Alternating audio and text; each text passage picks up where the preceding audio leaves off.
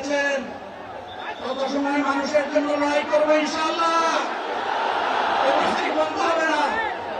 বাংলার মানুষের মুক্তি অর্জন হওয়া পর্যন্ত আমাদের লড়াই অব্যাহত থাকবে। বলছিলাম জামাত ইসলামী যদি আল্লাহর ইচ্ছা এবং জনগণের ভালোবাসায় বাংলাদেশের মানুষের সেবা করার সুযোগ পায় তাহলে মালিক হবে না, সেবক হবে ইনশাআল্লাহ। আজ আমি ঘোষণা দিচ্ছি লক্ষ জনতাকে সাথে নিয়ে বাংলাদেশ জামাত ইসলামী থেকে যারা আগামীতে সংসদ সদস্য হিসাবে নির্বাচিত হবেন, কথা বন্ধ করেন, কথা বন্ধ করেন, সবাই বসে পড়েন, সবাই বসেন, বসেন, কেউ দাঁড়াবেন না, সবাই বসেন। যদি আল্লাহর ইচ্ছায় জনগণের ভালোবাসায় বাংলাদেশ জামাত ইসলামী থেকে সংসদ সদস্যরা নির্বাচিত হয়ে সরকার গঠন করেন তাহলে কোন এমপি কোন মন্ত্রী আগামীতে সরকার কিন্তু ভোট গ্রহণ করবে না। কোন এমপি এবং কোন মন্ত্রী গ্যাসবিহীন কোন গাড়ি চলবে না। কোন এমপি এবং কোন মন্ত্রী তার নিজের হাতে কোন টাকা চালাচালি করবে না।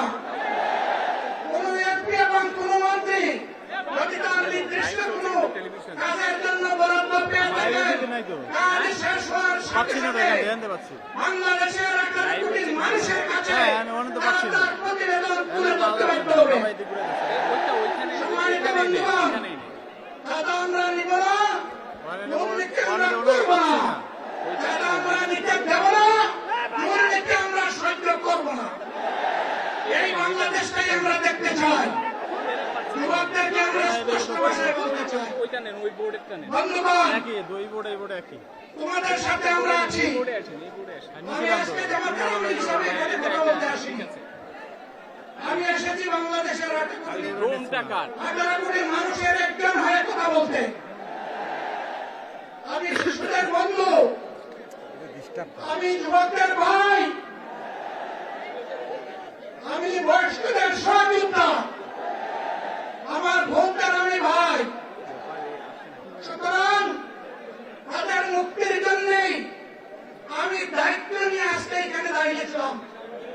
আল্লাহর ইচ্ছা শরীর আমাকে সাময়িকভাবে সহযোগিতা করে না, এটাও আল্লাহর ইচ্ছা এখন আল্লাহ আমাকে কথা বলার সুযোগ দিচ্ছে।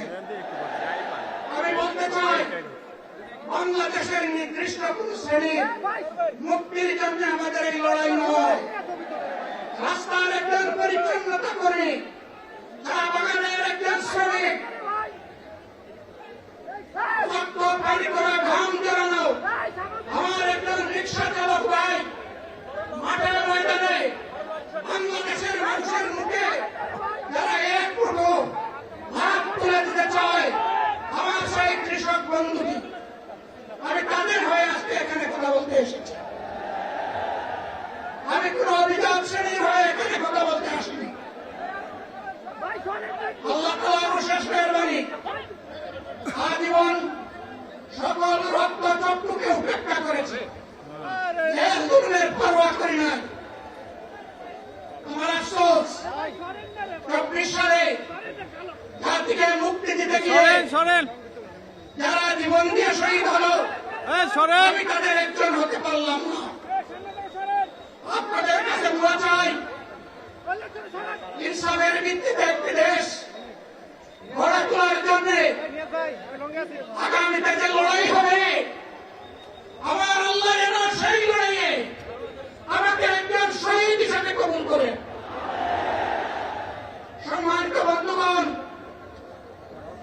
আমাদের প্রিয় শহীদ নেতৃবৃন্দ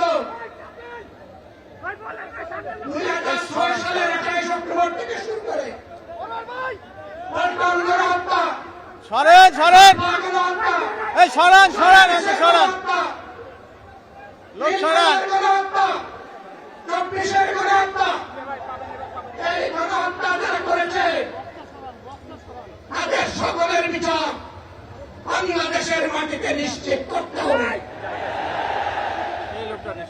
এদের বিচারের দৃশ্যমান প্রক্রিয়া পর্যন্ত পুরানা ব্যবস্থাপত্রে বাংলাদেশ আর চলবে না। এতগুলো মানুষ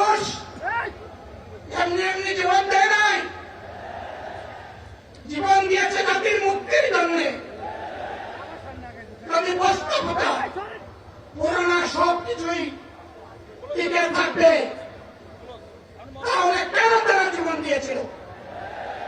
যারা ওই ব্যবস্থাপনায় বাংলাদেশকে আবার করতে চান, তাদেরকে আমরা বলি জুলাই যুদ্ধ করে যারা জীবন দিয়েছে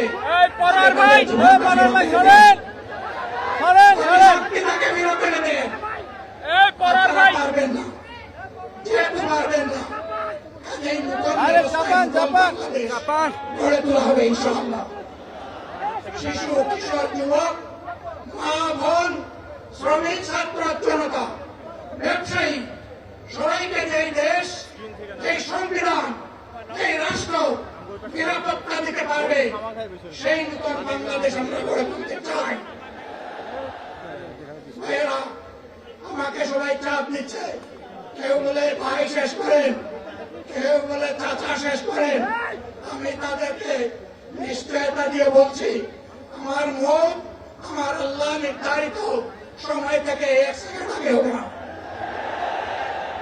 এবং হায়াত যা দিয়েছেন তার 1 সেকেন্ড আগেও আমি যাব না। মহান আল্লাহর কাছে আবার তৌফিক চাই।